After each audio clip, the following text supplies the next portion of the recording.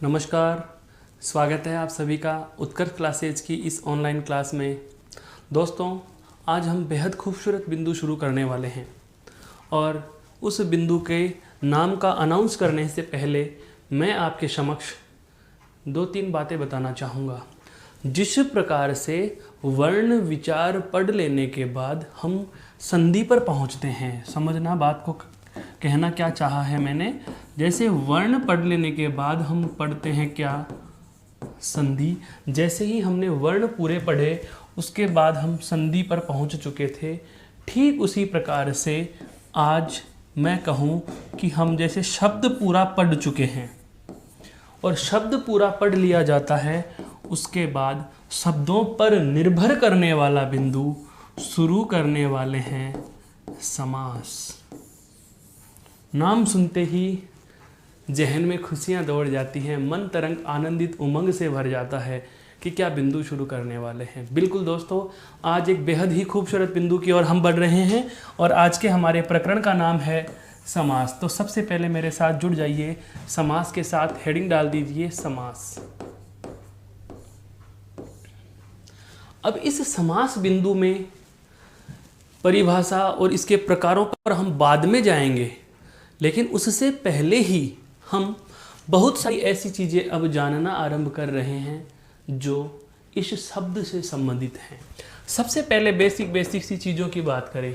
पहला ही छोटा सा प्रश्न बनता है कि समास जो शब्द है वह कौन कौन से पदों का योग है। तो देखिए, यह सम प्लस आस से बना है। किससे बना है दोस्तों? सम योग आस से बना है। कहने का आशय यह हुआ कि समास जो है सम योग आस से बना है। और ध्यान रखना दोस्तों, यह संधि नहीं है बल्कि संयोग का पद है। यह संधि नहीं बल्कि संयोग का पद है। किसका पद है दोस्तों? संयोग का पद है, क्योंकि यहाँ हलंत मैं के बाद आ रहा है, लेकिन इन योग के चिन्ह के दोनों तरफ के वर्णों के योग पश्चात कोई विकार उत्पन्न नहीं हो रहा।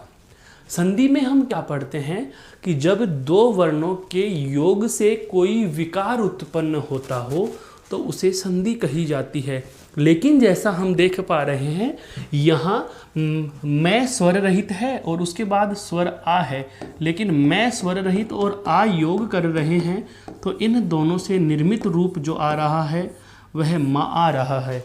यह विकार नहीं है, केवल संयोग हो रहा है, जुड़ रहे हैं। तो सबसे पहली छोटी सी बात कि समास शब्द किन दो पदों का योग है, तो पहला आंसर सम प्लस आस। बहुत ही खूबसूरती से इस बिंदु को समझिए। इतना बड़ा और अपने आप में संपन्न बिंदु है यह, जहाँ से बहुत सारे प्रश्नों का समावेश होता है। प्रत्यक्ष अप्रत्यक्ष, डायरेक्टली इनडायरेक्टली बहुत सारे बिंदुओं को यह छूता भी है और बहुत सारे बिंदुओं का इसमें अहम योगदान भी होता है। परीक्षा की दृष्टि से तो महत्वपूर्ण है ही, दैनिक जीवन में उपयोग की भाषा की दृष्टि से भी ये बहुत आवश्यक है। तो समास से संबंधित पहला प्रश्न, पहली बात हम जान चुके हैं क्या, कि समास किन दो पदों का योग है? सम योग आस का योग है। ठीक है, दूसरी बात की हम चर्चा करते हैं। इस समास के जो दोनों पद हैं, इन दोनों पदों का अर्थ क्या होगा? देखो, यह उपसर्ग के रूप में जुड़ा हुआ है और यह मूल शब्द के रूप में है। किसके रूप में है? मूल शब्द के रूप में। और उपसर्ग के रूप में यह जब सम उपसर्ग के रूप में जुड़ता है तो अर्थ देता है पास या समीप का। किसका अर्थ देता है दोस्तों? पास या समीप का अर्थ देता है। बहुत अच्छे से समझिए, उपसर्ग के रूप में सम का कोई अर्थ नहीं होता। यह बात फिर से अंडरलाइन कर लीजिए, अपने जहन में रेखांकित कर लीजिए कि कभी उपसर्गों का कोई अर्थ होता ही नहीं है। लेकिन यदि उपसर्ग को किसी अन्य विकारी शब्द के साथ लिख दिया जाता है तो वे अपना अर्थ देने लग जाते हैं। स्वतंत्र रूप से किसी उपसर्ग या प्रत्यय का कदापि अर्थ नहीं होगा। वे किसी विकारी शब्द के साथ जुड़ने पर ही अर्थवान होते हैं। जब हम उपसर्ग और प्रत्यय की आने वाली कक्षाओं में वार्ता करेंगे तब इस बिंदु पर मैं बहुत विस्तार से प्रकाश डालने वाला हूँ। अभी इतना सा ध्यान रख लीजिए कि सम उपसर्ग का यदि हम आस के साथ प्रयोग कर रहे हैं तो यह पास या समीप का अर्थ दे रहा है। जबकि दोस्तों आश जो पद है, इस आश पद के शाब्दिक अर्थ की बात की जाए तो इसका शाब्दिक अर्थ होता है बैठना या बैठाना, बैठना या बैठाना। बहुत अच्छे से समझ में आया। समास शब्द सम प्लस आस के योग से बना है। समास पद, यहाँ पर तथ्य भी लिखते चलते हैं साथ के साथ। सबसे पहली बात हमें क्या पता चली, यह है सम प्लस आस के योग से बना है या संयोग से बना है, संयोग से बना है। एक बात। दूसरी बात, यहां शम का अर्थ क्या होगा, यहां शम पास या समीप, और आस, आस का अर्थ क्या है दोस्तों, बैठना या बैठाना, बैठना या बैठाना। तो समग्र पद का, संपूर्ण पद का हम अर्थ लें तो इन दोनों को जोड़कर हम क्या लिखेंगे, पास बैठना या पास बैठाना। अर्थात हम समग्र अर्थ लिखना चाहें तो समग्र अर्थ क्या लिखेंगे, पास बैठना या बैठाना। यह केवल इसके इस विच्छेद का अर्थ लिया है दोस्तों, शब्द का अर्थ मैंने नहीं लिया है, पुनः बता देता हूं। लेकिन यदि इस समास शब्द के शाब्दिक अर्थ की बात आए तो इसका शाब्दिक अर्थ आप क्या लेंगे, संक्षेपण लेंगे। क्या लेंगे, संक्षेपण लेंगे। बहुत ही अच्छे से समझिए इस बिंदु को, हम बहुत आराम से यह बिंदु लेने वाले हैं। इसका अर्थ क्या लेंगे, हम संक्षेपण लेंगे। क्या लेंगे, संक्षेपण ले लेंगे। अर्थात समास शब्द का अगर शाब्दिक अर्थ यदि आपसे पूछ लिया जाए तो इसके शाब्दिक अर्थ के रूप में आप क्या कह सकते हो दोस्तों, शाब्दिक अर्थ हम क्या लेंगे, संक्षेपण या संक्षिप्तीकरण। संक्षिप्तीकरण अर्थात छोटा कर देना, अर्थात छोटा कर देना, छोटा कर देना। संक्षेपण या संक्षिप्तीकरण, यह इस शब्द से संबंधित दो तीन बातें हमें पता चली कि समास शब्द किन दो पदों का योग है, पहली बात। दूसरी बात, कौन कौन से पदों से जुड़कर बना है, तो सम और आस से बना है। संधि है या संयोग है, तो आप ही ने बता दिया कि सर यह तो संयोग है।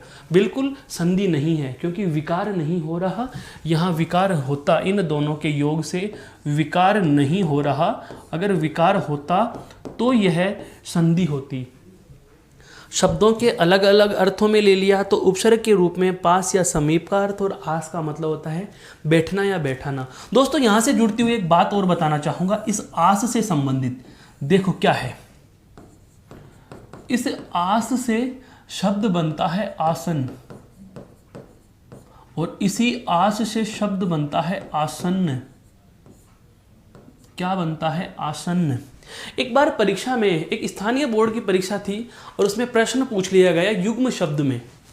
युग्म शब्द में प्रश्न कुछ इस प्रकार से था, ध्यान देना, आसन्न आसन्न का अर्थ है, आसन्न आसन्न का अर्थ है। विकल्प दिए गए थे, बैठना, बैठने की जगह है, यानी कि बैठने का तरीका और बैठने की जगह है। एक बार पहले इसके अर्थ को ले लिया, एक बार उसके अर्थ को ले लिया। विकल्प बता रहा हूं, बैठने की जगह, बैठने का तरीका। दूसरा विकल्प बना दिया, बैठने का तरीका और बैठने की जगह। विद्यार्थी यहीं भ्रमित हो गया, विकल्प दोनों सही लग रहे हैं। आसन पहले लिखा हुआ है, आसन्न बाद में लिखा हुआ है। कौन से का अर्थ क्या होगा? अर्थ तो इन दोनों में ही है, तो ध्यान देना। आस का मतलब बैठना या बैठाना, आसन का मतलब होता है दोस्तों बैठने की जगह, और आसन का मतलब बैठने का तरीका अर्थात बैठा हुआ। बैठा हुआ आपने जब अजंता और एलोरा की गुफाएं पढ़ते हैं तो उस समय भी पढ़ा होगा मरणासन राजकुमारी गुफा संख्या 16 और 17, अर्थात मरने की स्थिति में, मरने को तैयार, मरण के लिए तैयार। आसन्न का मतलब बैठा हुआ और आसन का मतलब होता है जगह। बहुत बार देखते हैं हम किसी सभा में संबोधित करते हुए संबोधनकर्ता ने कहा कि अब मैं आसन ग्रहण करना चाहता हूँ। आसन ग्रहण करने का मतलब यह हुआ कि अब मैं मेरे बैठने की जगह जाना चाहता हूँ। तो इस आस से ये दो शब्द और जुड़ते हैं जिनके प्रश्न किस प्रकार से बन सकते हैं, इन पर भी मैंने प्रकाश डाला। तो एक बेसिक सा परिचय, हम ब्यौरा शुरू कर रहे हैं समास का। तो सबसे पहले काम की बातें जो हमें 3 तथ्यों के रूप में मिल चुके हैं, तो तथ्य कौन कौन से हैं दोस्तों, इनको आप अपने जहन में स्थापित कर लीजिए। क्या क्या? समास शब्द सम प्लस आस के संयोग से बना है। यह है सम, यहाँ पर सम का अर्थ क्या होगा? पास, और आस का मतलब बैठना या बैठाना। समग्र अर्थ पास बैठना या बैठाना, और शाब्दिक अर्थ क्या होता है? संक्षिप्त या संक्षिप्तीकरण। यहां तक की बात समझ में आई? एक बार इसको देख लीजिए, फिर हम अगली बात पर चलते हैं दोस्तों। अब आता है अगला तथ्य इसी शब्द से संबंधित। अभी हम परिभाषाओं पर नहीं गए, अभी हम इसी शब्द को समझना चाह रहे हैं, ये कहना क्या चाह रहा है। तो समास का टुकड़ा क्या हुआ और योग कैसे होता है वो तो जान चुके। फिर अगला तथ्य आता है, इसका विलोम पूछा गया है। इसका क्या पूछा गया है? विलोम पूछा गया है बहुत परीक्षाओं में कि समास का विलोम शब्द क्या होता है। और विकल्प में पहला ही, जैसे हम संधि में संधि का विलोम संधि विच्छेद पढ़ते हैं, ठीक उसी प्रकार से समास में हमारे जहन में विकल्प आता है कि हो सकता है इसका विकल्प होगा समास विग्रह। लेकिन दोस्तों समास का विलोम विग्रह नहीं, बल्कि समास का विलोम होता है व्यास। व्यास बनता है वी धन आस से। वी का अर्थ होता है असमान, वी का अर्थ होता है अन्य, आस का मतलब बैठना। समास में क्या था? पास बैठना। वी का मतलब अन्य जगह पर बैठना। कहने का आशय यह हुआ समीप बैठना समास, दूर बैठना व्यास। तो समास के शब्द का यदि आपको विलोम शब्द पूछा जाए तो विलोम शब्द आप सदैव क्या बताओगे? व्यास। समास का विलोम शब्द क्या होता है? व्यास होता है। यहाँ तक बात समझ में आ गई। यह व्यास शब्द जो है यह यण संधि का उदाहरण है दोस्तों। किसका है? यण संधि का उदाहरण है। अब बढ़ते हैं हम इसके परिभाषाओं की तरफ। ध्यान दीजिए, जैसे आप विद्यालय के लिए निकले, किसी कोचिंग इंस्टीट्यूट के लिए निकले, पुस्तकालय भवन के लिए निकले, और जैसे ही हम घर से बाहर निकलते हैं पिताजी ने कहा आज शाम को हवन सामग्री लेकर आना है या हमें पूजा करनी है, इसलिए आप हवन के लिए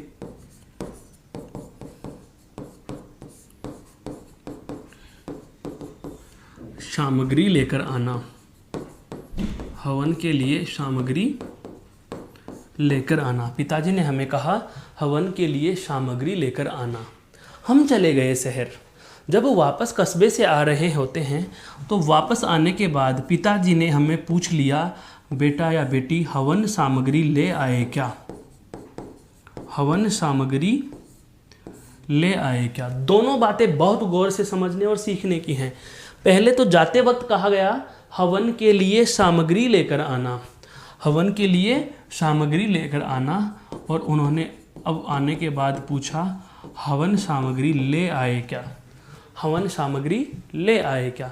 दोस्तों यहाँ दोनों चीज़ों, इन दोनों बातों का यहाँ पर देखो, हवन के लिए सामग्री, और यहाँ पर केवल हवन सामग्री। इन दोनों में एक चीज का फर्क आ रहा है, यहां जो के लिए लिखा हुआ था, यहां जो के लिए लिखा हुआ था हमने यहां पर नहीं लिखा। इस के लिए को हमने क्या कर दिया, हटा दिया। इस के लिए को हमने क्या कर दिया, हटा दिया। अब ध्यान से समझना ये क्या चीज है। पूर्व की कक्षाओं में हमने जाना कि वाक्य के दो पदों के मध्य, वाक्य के दो पदों के मध्य हमें कोई न कोई क्या मिलता है, योजक मिलता है। क्या मिलता है, योजक मिलता है। और इस योजक के रूप में हमें क्या मिलता है, अव्यय मिलता है। क्या मिलता है दोस्तों, अव्यय मिलता है। या मैं कहूँ यहाँ योजक के रूप में कोई विभक्ति लिखी होती है। विभक्ति से आशय है मेरा कारक चिन्ह से। किससे है दोस्तों, कारक चिन्ह से। अर्थात हमें यहाँ परसर्ग मिलता है। क्या मिलता है दोस्तों, परसर्ग मिलता है। पुनः पुनः समझ लेना, बहुत अच्छी और आवश्यक जानकारी है ये। क्या कि दो पदों के मध्य क्या लिखे हुए हैं, योजक लिखे हुए हैं। योजक की जगह क्या लिखा हुआ मिल सकता है, अव्यय मिलता है। और अव्यय कौन सा, संबंध बोधक अव्यय आ सकता है। कौन सा आ सकता है, संबंध बोधक अव्यय आ सकता है। तो अव्यय हो या फिर कोई विभक्ति या परसर्ग लिखा हुआ होता है। हम क्या करते हैं, इतनी बड़ी लाइन को बोलने के लिए मान लीजिए 3 सेकंड का समय लगा, लेकिन 3 पदों की जगह हम 2 ही पद बोलेंगे तो 1 सेकंड बचाया जा सकता है। इस बड़ी लाइन को लिखने और बोलने में समय, ऊर्जा ज़्यादा लगेगी। हवन सामग्री को बोलने में समय भी कम लगेगा, ऊर्जा भी कम लगेगी। इसका मतलब यह हुआ कि 2 पद जो हैं, पद का मतलब वही, वाक्य में यदि कोई शब्द लिख दिया जाए तो उसे पद कहा जाता है। तो 2 पदों के मध्य आए हुए किसी भी योजक या अव्यय या विभक्ति को यदि हटा दिया जाए, यदि हटा दिया जाए, अब आप मेरी बात के साथ साथ बोर्ड पर भी गौर करना, यदि 2 पदों के मध्य आई हुई विभक्ति या योजक या अव्यय को हटा दिया जाए तो जाहिर सी बात है इनको हटाते ही ये दोनों पद पास आ जाएंगे। इनको हटाते ये दोनों पद कहाँ आएंगे, पास आ जाएंगे। यहाँ आ गए हवन सामग्री। तो जब 2 पदों के मध्य प्रयुक्त योजक, अव्यय या विभक्ति को हटाकर उन्हें पास पास लिख दिया जाता है, ऐसा करना दोस्तों, ऐसा करना ही क्या कहलाता है, समास कहलाता है। ऐसा करना ही क्या कहलाता है, समास कहलाता है। समास कौन चीज कहलाती है, हटाना। समास किसे कहेंगे दोस्तों, हटाने को समास कहेंगे। समास किसे कहेंगे, हटाने को समास कहेंगे। कहने का मतलब हटाया किसे, हमने हटाया किसे है, हटाया है हमने किसको, विभक्ति को हटा दिया। किसको हटा दिया दोस्तों, विभक्ति थी उसे हटा दिया। या फिर हम कहें योजक जो था उसे हटा दिया। या सरल शब्दों में हम कहना चाहें तो हम यह कह सकते हैं कि जो अव्यय दिया गया था उस अव्यय को हमने हटा दिया। जो अव्यय दिया गया था हमने उस अव्यय को ही हटा दिया।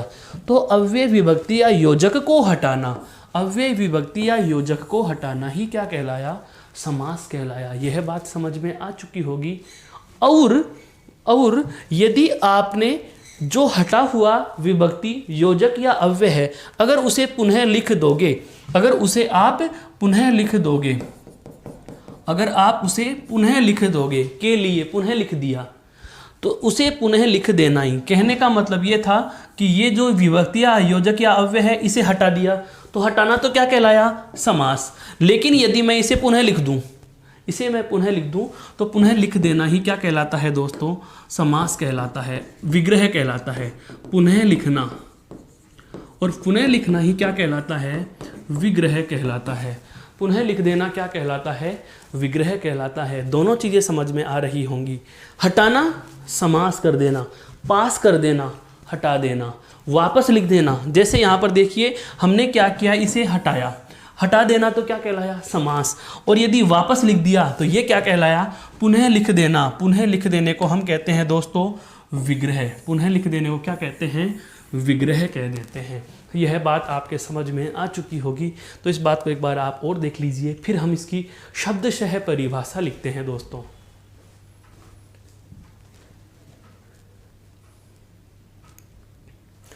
चलते हैं परिभाषा पर। देखो इसकी परिभाषा क्या होगी, व्यवस्थित परिभाषा लिखेंगे अब।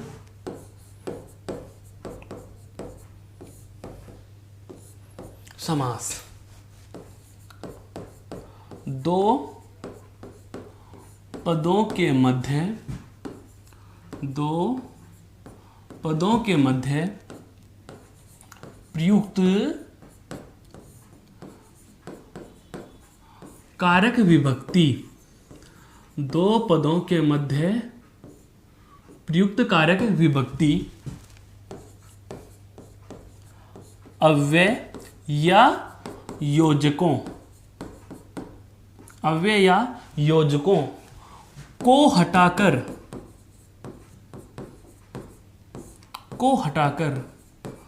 उन्हें पास पास लिख देने से, उन्हें पास पास लिख देने से एक नया संक्षिप्त पद बन जाता है। बहुत अच्छे से समझना इसको, क्या बन जाता है? संक्षिप्त पद बन जाता है। देखो इधर आपने जैसे ही हवन सामग्री को लिया, हवन सामग्री में से के लिए आपने हटाया तो हवन और सामग्री पास आकर के संक्षिप्त पद बन गया। हवन और सामग्री पास आकर के क्या बन गया ये दोस्तों? संक्षिप्त पद बन गया है। तो जैसे ही आप इन पदों को हटा करके पास पास लिख देते हो तो एक नया संक्षिप्त पद बन जाता है, एक नया संक्षिप्त पद बन जाता है। ऐसा करना ही समास कहलाता है। ऐसा करना ही क्या कहलाता है? समास कहलाता है। मेरे कहने का मतलब यह है कि समास कोई शब्द नहीं, समास एक प्रोसेस का नाम है। समास एक प्रक्रिया का नाम है, एक प्रोसीजर है। जिस प्रोसेस को हम फॉलो कर रहे हैं, जिस प्रक्रिया का हम अनुसरण कर रहे हैं, अनुसरण क्या किया कि कोई बड़ी लाइन थी, कोई बहुत बड़ा वाक्य था, उसमें से हमने विभक्तियां और योजक हटा करके उन्हें पास ले आए। तो पास लाने का जो कार्य करते हैं, जो प्रोसेस हम कर रहे हैं, जो प्रक्रिया हम दोहरा रहे हैं, उस प्रक्रिया का नाम ही क्या कहलाता है? समास कहलाता है। ऐसा करना ही क्या कहलाता है? समास कहलाता है। यहाँ तक समझ में आ गई बात? अब ध्यान दीजिए, जैसे उदाहरण की बात करें तो अभी हमने क्या लिखा था? जैसे हवन के लिए सामग्री, और इसमें से हम हटाएंगे किसको? के लिए को हटा देंगे और क्या लिख देंगे? हवन सामग्री। क्या लिख देंगे दोस्तों? हवन सामग्री लिख देंगे। अब आपने हवन सामग्री बना दी। यह हवन सामग्री कौन सी प्रक्रिया से बनी? समास प्रक्रिया से। दो पदों के मध्य प्रयुक्त कारक विभक्ति योजक या अव्यय को हटाया, उन्हें पास पास लिख देने का काम क्या कहलाता है? समास। और इस प्रक्रिया से जो आपने नया शब्द बना दिया, यह हवन सामग्री हमारे पास एक नया पद बन गया ये। तो ऐसे सामासिक प्रक्रिया अर्थात समास की प्रक्रिया, सामासिक प्रक्रिया से जो नया शब्द हम बनाते हैं उसे समस्त पद या सामूहिक पद कहा जाता है। समझ में आ रहा है? समास प्रक्रिया द्वारा जो पद हम बनाते हैं उसे ही समस्त पद या सामासिक पद कहते हैं। तो ये लाइन भी हम चाहें तो लिख सकते हैं कि समास प्रक्रिया द्वारा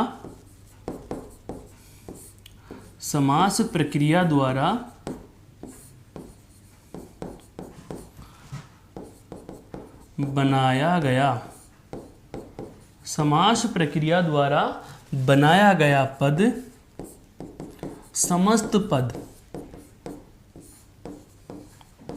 या क्या कहलाता है? सामासिक पद कहलाता है।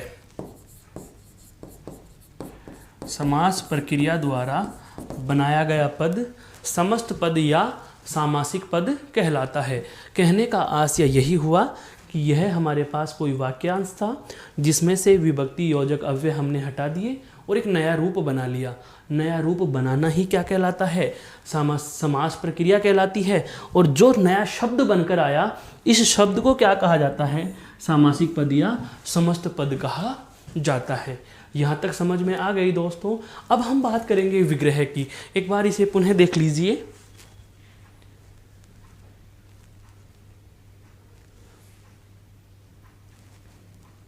अब हम बात करते हैं समास विग्रह की। समास विग्रह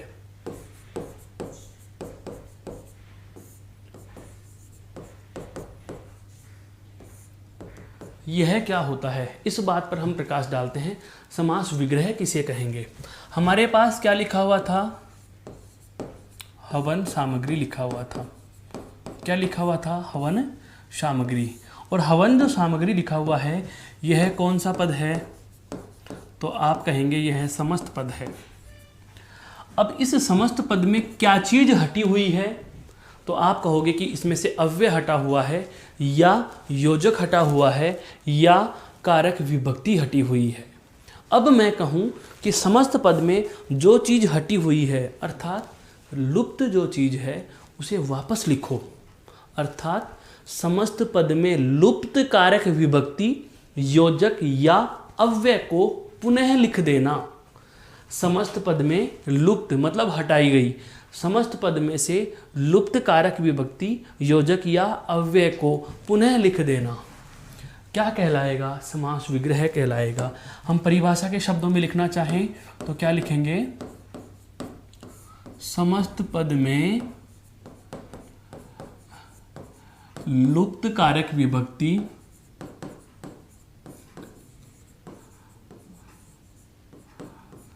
योजक या अव्यय। समस्त पद में लुप्त कारक विभक्ति, अव्यय या योजकों को पुनः लिख देना। योजकों को पुनः लिख देना। पुनः लिख देना समास विग्रह कहलाता है। समास विग्रह कहलाता है। मेरे कहने का आशय यही हुआ दोस्तों कि जो चीज़ हटाई थी उसे हम क्या करेंगे? उसे हम वापस लिख देंगे। समस्त पद में लुप्त कारक विभक्ति, योजक या अव्यय जो थे उन्हें लिखो वापस से। तो ये लो जी, हम वापस से लिखना आरंभ कर रहे हैं। क्या लिखा? हवन। क्या लिखा? हवन के लिए सामग्री।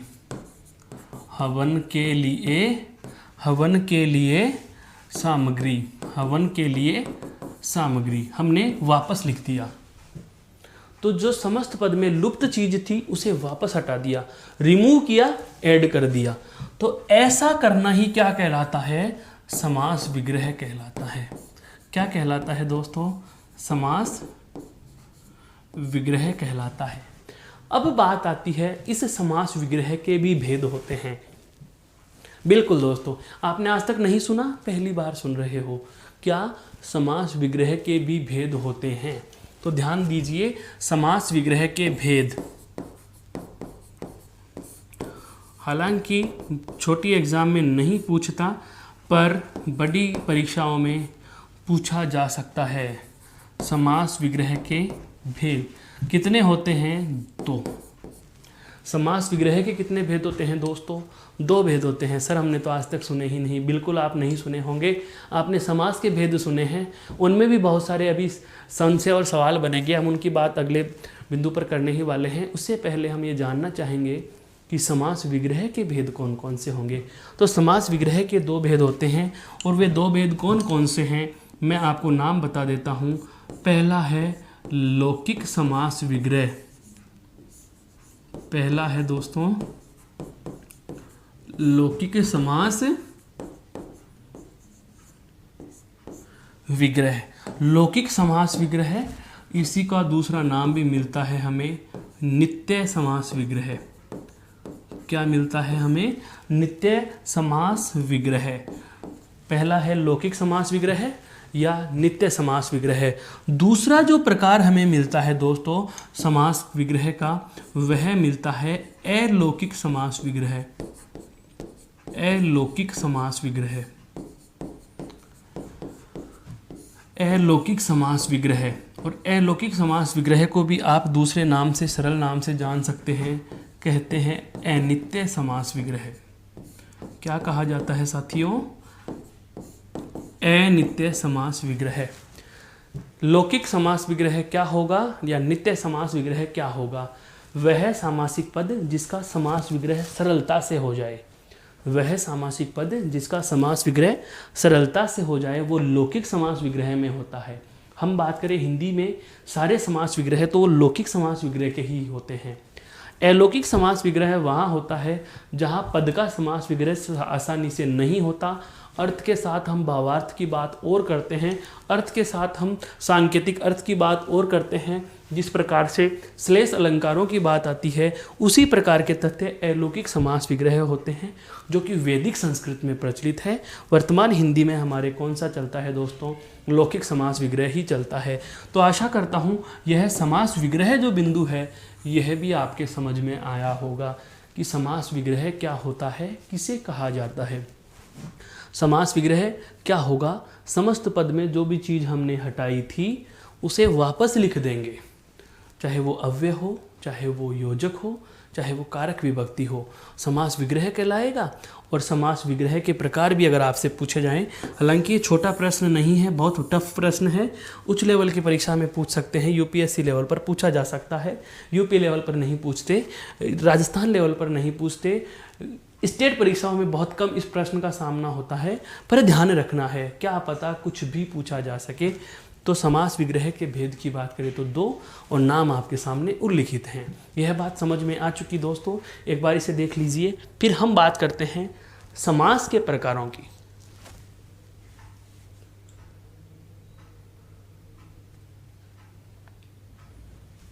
तो अब आती है बात हमारे दोस्तों समास के प्रकार।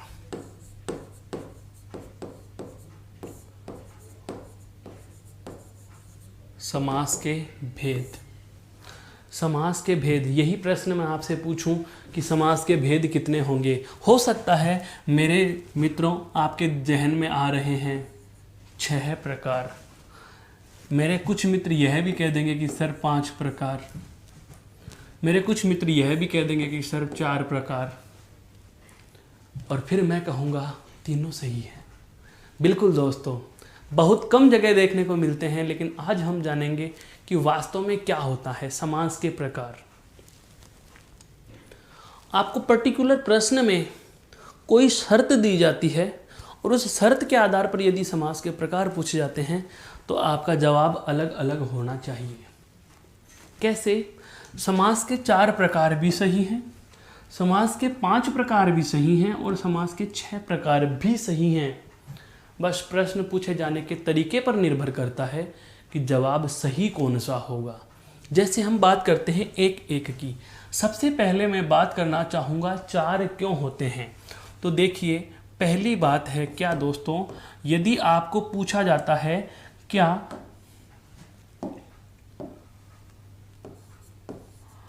पदों की प्रधानता, पदों की प्रधानता के आधार पर, पदों की प्रधानता के आधार पर, या आप कहें प्रधान पदों के आधार पर, प्रधान पदों के आधार पर, पदों की प्रधानता के आधार पर या प्रधान पदों के आधार पर, प्रधान पदों के आधार पर या पदों की प्रधानता के आधार पर पूछे तो जवाब सदैव क्या होगा? 4 ही होगा। अभी बताऊंगा 4 कौन कौन से हैं। यह आधार हमें परिभाषा निकालने में सहायता करता है। बहुत बार हम परिभाषाओं में सुनते हैं कि अमुक समास का पहला पद प्रधान होता है, अमुक समास का दूसरा पद प्रधान होता है, या उत्तर पद प्रधान होता है, इस समास का उभय पद प्रधान है, इसके उभय पद अप्रधान हैं, तो कौन से के क्या प्रधान होंगे उस आधार पर हम कितने भागों में बांटेंगे, 4 भागों में बांटेंगे। आगे चर्चा करने वाले हैं। पहले ये 5 और 6 का गणित भी जान लीजिए। दूसरा आता है आपका 5 प्रकार। अगर आपसे पूछा जाए दोस्तों कि मूल रूप में समास के भेद कितने होंगे, मूल रूप में का नाम आते ही आपके जहन में एक ही चीज़ आनी चाहिए कि कौन सी भाषा की बात की जा रही है, मूल भाषा की बात की जा रही है। तो मूल रूप में समास के भेद, और मूल रूप में समास के भेद जो होते हैं वे होते हैं दोस्तों 5। कितने होंगे, 5 होंगे। मूल रूप में समास के भेद पूछता है तो आपका जवाब सदैव क्या होगा, 5 होगा। लेकिन अब बात करें हम हिंदी भाषा की, हिंदी भाषा की, तो आपसे अगर पूछा जाए क्या हिंदी में समास के भेद, क्या पूछा जाए दोस्तों, हिंदी में समास के भेद पूछा है। हिंदी में समास के भेद, तो आपका जवाब क्या होगा, 6 होगा। आपका जवाब क्या होगा, 6 होगा। अब बात आती है सर कोई शर्त देता ही नहीं, सीधा ये पूछ ले समास के भेद कितने होंगे। तो दोस्तों उस जगह आप अपने विवेक से सोचना कि अगर आप संस्कृत भाषा का पेपर दे रहे हो तो प्रकार 5 करने हैं, और यदि हिंदी का पेपर दे रहे हो तो 6 करने हैं। लेकिन यदि आपको पूछ लिया जाए पदों की प्रधानता या प्रधान पदों के आधार पर समास के भेद कितने होते हैं, तो उस स्थिति में चाहे विकल्प में 6 या 5 हों, लेकिन जवाब क्या होगा, 4 ही होगा। पुनः सुन लीजिए, यह प्रश्न की शर्त है। प्रश्न में क्या पूछा गया है, किस शर्त के आधार पर प्रकार पूछे गए हैं।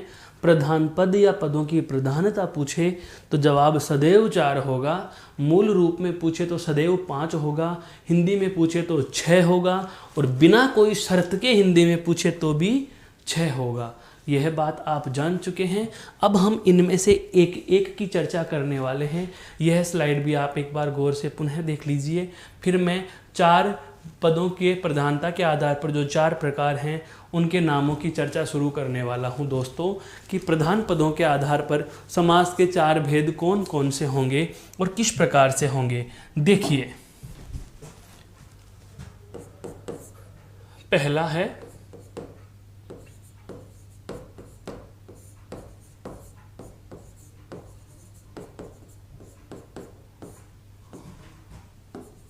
पदों की प्रधानता के आधार पर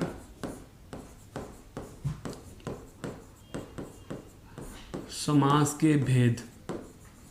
पदों की प्रधानता के आधार पर समास के भेद। जवाब पूछे तो कितना, 4। जवाब पूछे तो कितना है, 4। कौन कौन से हैं वो जान लीजिए, ये बेहद जरूरी है। पहला है भाई प्रथम पद प्रधान समास। ऐसा समास जिनमें प्रथम पद प्रधान होता है। हाँ, आपका यह सोचना सही है कि सर प्रथम पद क्या होता है वो बताओ। देखो, जैसे शब्द आ जाता है, अभी हमने लिया था हवन सामग्री वाला, तो इस हवन सामग्री में देखो आपको 2 पद दिख रहे हैं। 2 पद दिख रहे हैं, एक तो हवन अलग से है और एक सामग्री अलग से है। तो जो हवन है यह तो है प्रथम पद, इसे आप पूर्व पद भी कह सकते हो, और यह क्या है, द्वितीय पद, या इसे आप परपद भी कह सकते हो। क्या कह सकते हो, परपद। पर यानी दूसरा या के बाद का। प्रथम पद और द्वितीय पद। अब समझ में आ गया, पहला पद और दूसरा पद। तो पहला प्रकार जो है वह कौन सा है, प्रथम पद प्रधान समास। ऐसा समास जिसमें पहला पद प्रधान होगा, अर्थात मुख्य होगा। प्रधान का मतलब होता है अपरिवर्तनीय, जिसमें कोई बदलाव नहीं करेंगे विग्रह के दौरान। दूसरा प्रकार हम चर्चा में लेंगे, दूसरा होता है द्वितीय पद प्रधान समास। द्वितीय पद प्रधान समास। पहला तो कौन सा था, प्रथम पद प्रधान समास। दूसरा कौन सा हो गया, द्वितीय पद प्रधान समास।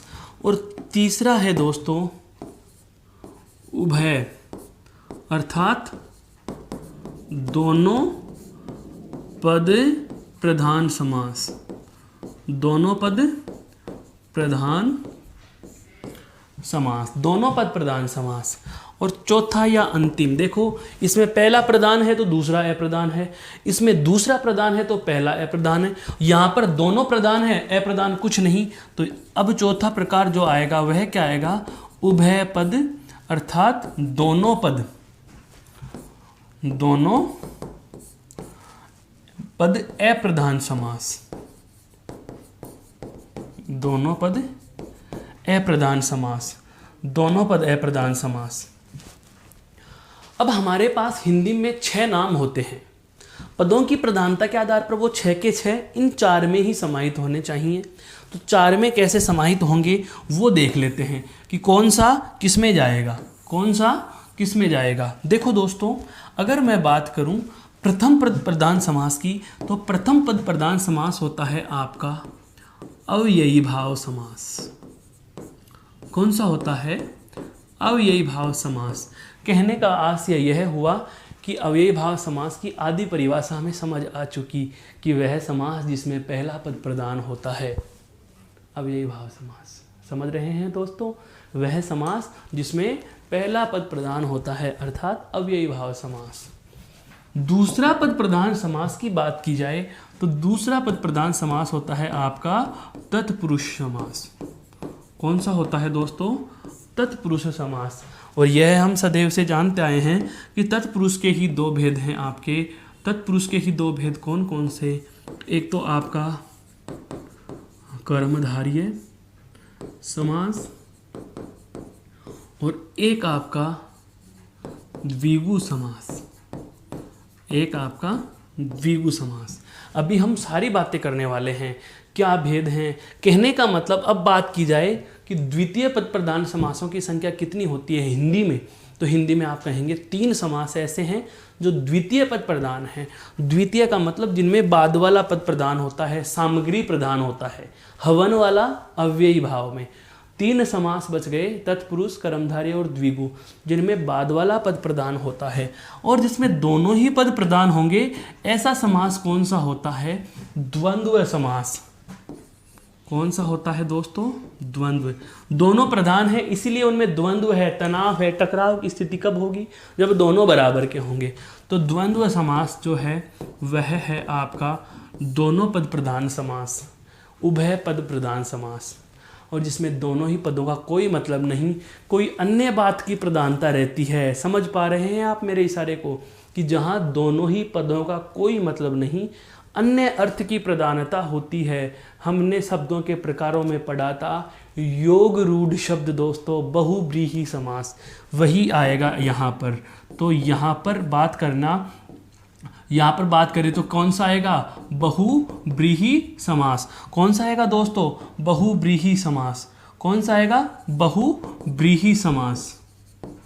तो बहुव्रीहि समास कौन सा है, बहुव्रीहि समास है आपका उभय पद अप्रधान समास। कहने का मतलब जिसमें दोनों ही पद प्रधान नहीं होते, अन्य अर्थ की प्रधानता रहती है, ऐसे समास को क्या कहा जाएगा, उभय पद अप्रधान। अब हिंदी के 6 प्रकार गिन सकते हैं, अव्ययी भाव, कर्मधारय, तत्पुरुष, द्विगु 4, 5 और 6। यहाँ तक की बात समझ में आ चुकी। तो पदों की प्रधानता के आधार पर 4 प्रकार हैं और 4 में 6 के 6 हमने समाहित कर लिए। एक बार इस स्लाइड को गौर से देख लीजिए, फिर हम बात करते हैं मूल रूप में समास के। जो आपके सामने अभी अभी मैंने रूप बताए थे कि मूल रूप में समास के भेद होते हैं 5, और वो 5 कौन कौन से होंगे उनकी हम चर्चा करने वाले हैं दोस्तों।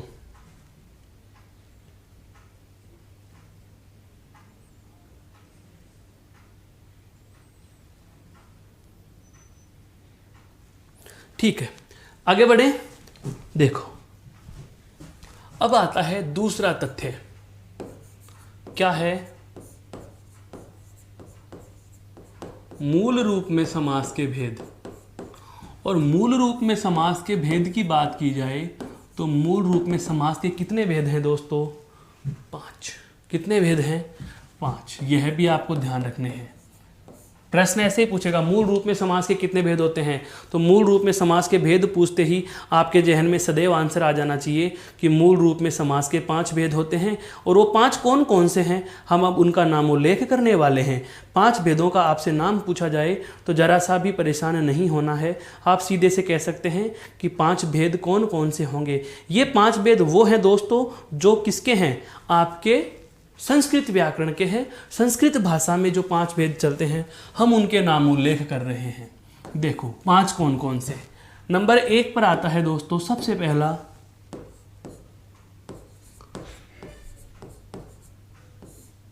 केवल समास। कहने का मतलब वे पद जिनका सामासिक विग्रह तो होता है, वे पद जिनका सामासिक विग्रह तो होता है लेकिन पर्टिकुलर किसी समास के लक्षण उस पर निर्भर नहीं होते, वहाँ होता है केवल समास। अर्थात जहाँ पदों में से कारक विभक्ति योजक या अव्ययों का तो लोप होता है लेकिन किसी समास के लक्षण अपने आप पर समाहित नहीं रखते, केवल समास। नंबर 2 पे हम बात करें तो दूसरा आता है अव्ययी भाव समास। दूसरा कौन सा आता है दोस्तों, अव्ययी भाव समास। और तीसरा सबसे ज़्यादा महत्वपूर्ण, तीसरा और सबसे ज़्यादा महत्वपूर्ण जो समास है वह मैं अब लिखने वाला हूँ, वह है आपका दोस्तों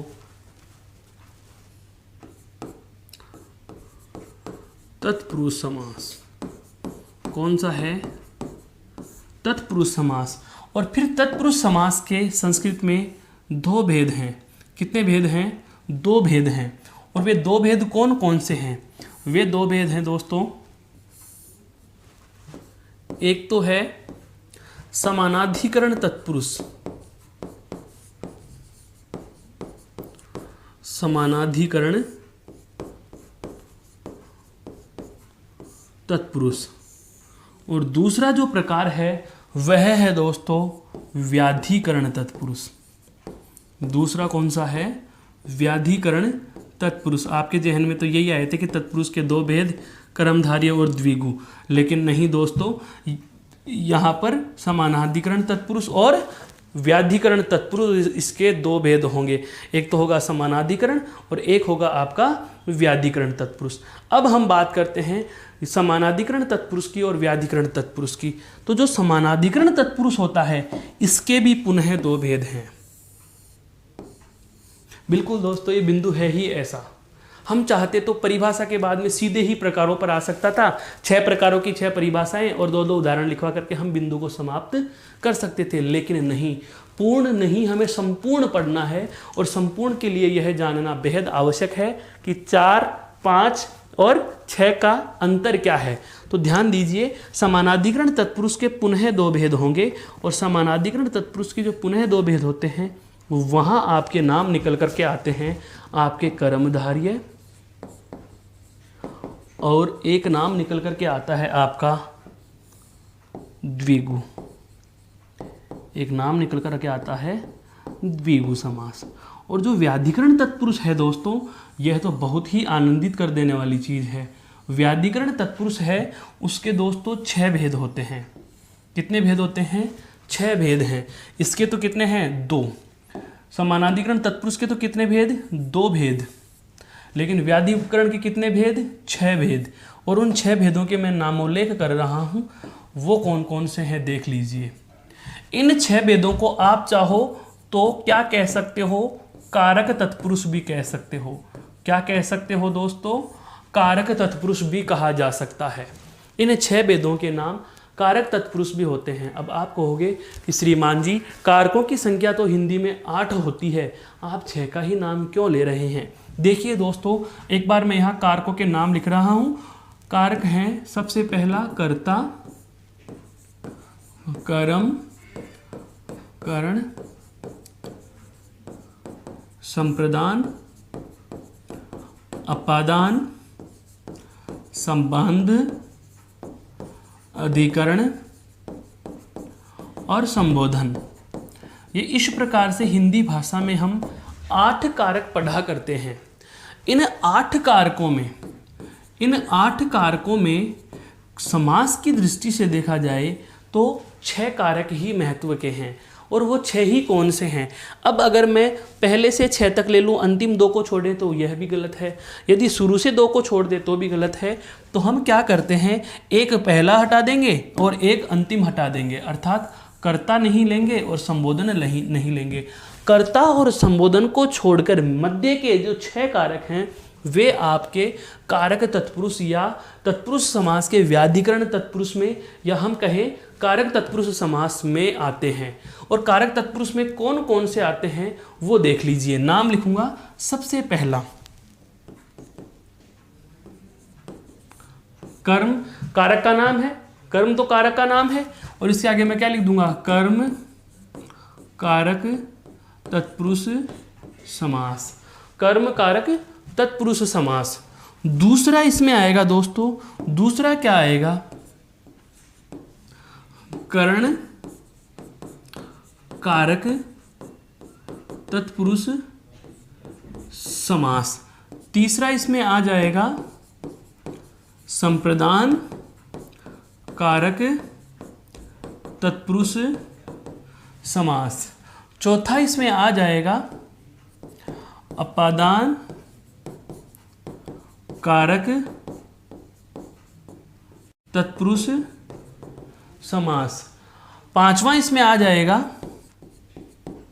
संबंध कारक तत्पुरुष समास। छठा इसमें आ जाएगा दोस्तों अधिकरण कारक तत्पुरुष समास। कहने का आशय यह हुआ कि यदि कारकों के आधार पर या कारक तत्पुरुष के आधार पर बात की जाए तो हमारे पास कारक तत्पुरुष या व्याधिकरण तत्पुरुष के, कारक तत्पुरुष जो नाम है ये बहुत महत्वपूर्ण है दोस्तों, कारक तत्पुरुष या व्याधिकरण तत्पुरुष के नाम से 6 प्रकार होंगे। और 6 में से कौन कौन से हटाएंगे, तो पहला और अंतिम आप यदि हटा देते हो, पहला और अंतिम यदि आप हटा देते हो तो जो शेष रह जाते हैं आपके पास 6 कारक, यही कारक कारक तत्पुरुष समास में पढ़े जाएंगे, जिसकी चर्चा हम हिंदी भाषा के समासों का विग्रह पढ़ेंगे तब भी करेंगे। तो मूल रूप में समासों के 5 भेदों में तीसरा कौन सा हो गया, कारक तत्पुरुष नहीं, केवल तत्पुरुष समास। फिर तत्पुरुष समास के हमने 2 भेद कर लिए। पहला भेद किया समानाधिकरण तत्पुरुष और दूसरा भेद किया है व्याधिकरण तत्पुरुष। पहला भेद क्या किया, समानाधिकरण। समानाधिकरण के भी 2 प्रकार, कर्मधारय और द्विगु समास, कर्मधारय समास और द्विगु समास। अब आते हैं भाषा के चौथे पर, मूल रूप में चौथे समास के प्रकार पर। और चौथा जो प्रकार है वह है दोस्तों द्वंद्व समास। समास का जो चौथा प्रकार है मूल रूप में वह कौन सा है, द्वंद्व समास। और पांचवा और अंतिम जो है वह कौन सा है, बहुब्रीहि समास। वह कौन सा है दोस्तों, बहुब्रीहि समास। अंतिम कौन सा हो गया, बहुब्रीहि समास। तो अब मैं आशा करता हूं कि आपको मूल रूप में जो 5 भेद हैं, मूल रूप में हिंदी में नहीं बल्कि मूल भाषा संस्कृत में जो समास के 5 भेद हैं ये समझ में आ चुके होंगे कि पांचों के नाम कौन कौन से हैं। जबकि यहाँ देखना दोस्तों, हिंदी में हम जो 6 पढ़ते हैं वो सारे हैं। पहला अव्ययी भाव है, कर्म तत्पुरुष भी है 2, कर्मधारय 3, द्विगु 4, द्वंद्व 5 और बहुब्रीहि 6। अर्थात कहने का आशय यही हुआ कि मूल रूप में जो समास हैं वहीं से हमारे हिंदी के समास निकल करके आएंगे, जिनके हम 6 प्रकार मानते हैं।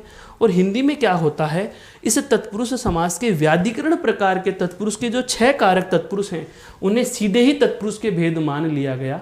कैसे माना जाता है अभी हम बात करते हैं, एक बार आप इसे गौर से देख लीजिए, फिर हम चलते हैं आगे।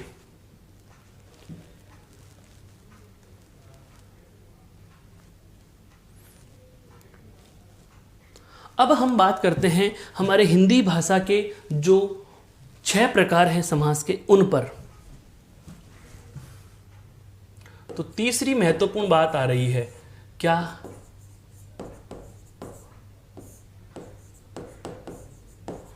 हिंदी में समास के भेद। पहला ही प्रश्न, कितने होंगे साहब? 6 होंगे। कितने होंगे? 6 होंगे। और 6 कौन कौन से होंगे उनकी हम चर्चा करें तो सबसे पहला होगा दोस्तों अव्ययी भाव। सबसे पहला कौन सा होगा? अव्ययी भाव समास होगा। दूसरा कौन सा होगा? तो दूसरा होगा दोस्तों कर्मधारय समास। तीसरे की बात करें तो तीसरा होगा दोस्तों आपका तत्पुरुष समास। तत्पुरुष के बाद में इसी के भेद कितने होते हैं? 6। तो हम लिख सकते हैं इसके 6 कारक तत्पुरुष के नाम से भेद भी होंगे। इसके कारक तत्पुरुष के नाम से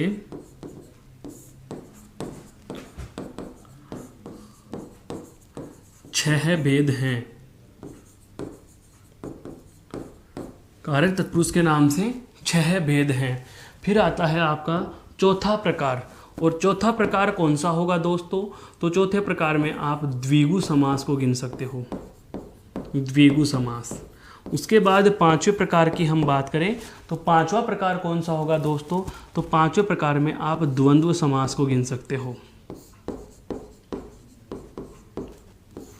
और छठा या अंतिम जो प्रकार है वह आपका जाना पहचाना कौन सा? बहुव्रीहि समास की हम चर्चा करेंगे। तो इस प्रकार से हमारे पास हिंदी भाषा में 6 प्रकार समास के निकल कर आए। और ये 6 प्रकार किस तरीके से निकल कर आए ये पूरी चर्चा हमने की, तब जाकर के समझ में आया। मैं कहूँ जैसे हमारे पास समास के प्रकारों का जो प्रश्न था क्या कि समास के भेद कितने होंगे, हो सकता है हमें 4, 5 और 6 तीनों ही विकल्प में दे दिए जाएं। तो आप प्रश्न को एक बार पुनः पढ़ना कि कहीं उसमें इनसे संबंधित कोई शर्त तो नहीं दे दी। यदि शर्त दे दी जाती है तो आपके प्रश्न के उत्तर को प्रभावित करेगी। उस शर्त के अनुसार आप अपने प्रश्न का जवाब चयन करोगे कि यदि प्रधान पदों के आधार पर या पदों की प्रधानता के आधार पर अगर आपको समास के प्रकार पूछे जाते हैं तो आप बेझिझक 4 कहेंगे। मूल रूप में पूछे जाएं तो आप 5 कहेंगे। हिंदी में पूछे जाते हैं या हिंदी के प्रकारों की बात की जाए तो 6 करोगे। लेकिन ध्यान रखना यदि आपको कोई शर्त देता ही नहीं है, अगर आपको कोई शर्त दी नहीं जाती तो उस स्थिति में आप क्या करेंगे? तो उस स्थिति में आप सीधे ही अपना जवाब 6 लिख सकते हो। क्योंकि हिंदी भाषा का पेपर देते समय शर्त नहीं दी इसका मतलब पर्टिकुलर हिंदी की ही बात की जाती है, स्वतंत्र रूप से स्वतंत्र विषय की बात की जा रही है। तो हमारे पास 6 के 6 नाम आ गए हैं। अब बारी आएगी हमें इनको विस्तार देने की। यहाँ पर मैंने तत्पुरुष के ही भेद इसलिए लिखे हैं दोस्तों। बाकी बात की जाए तो देखो द्वंद्व समास के भी प्रकार होते हैं, बता देता हूँ। द्वंद्व समास के भी प्रकार होते हैं, आपके अव्ययीभाव समास के भी प्रकार होते हैं। जब बिंदु की हम चर्चा करेंगे तब इन पर प्रकाश डाला जाएगा। पर प्रचलित प्रकारों की बात की जाए, प्रचलित नामों की बात की जाए तो केवल और केवल तत्पुरुष समास के ही हमें 6 भेद जो 6 कारक तत्पुरुषों के नाम से होते हैं उनका पता होना चाहिए। ये इतने महत्व के नहीं है। हालांकि द्वंद्व समास के जो 3 प्रकार हैं, द्वंद्व समास के जो 3 प्रकार हैं, 3 प्रकार उन पर भी प्रकाश डाला जाता है। इसके भी 3 प्रकार हैं, उनके ऊपर भी प्रकाश डाला जाता है। तो आशा करता हूँ यह वाली बात आपके बहुत अच्छे से समझ में आ चुकी होगी।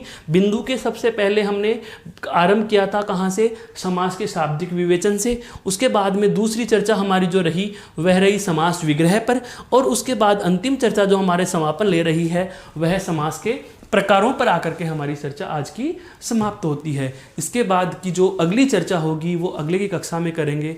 तब तक आप इस वीडियो को देखिए, समझिए और समस्या रहे तो आप कमेंट बॉक्स में कमेंट लिख करके भेज दीजिए। बहुत बहुत धन्यवाद मेरे दोस्तों, आपका दिन शुभ हो। जय हिंद।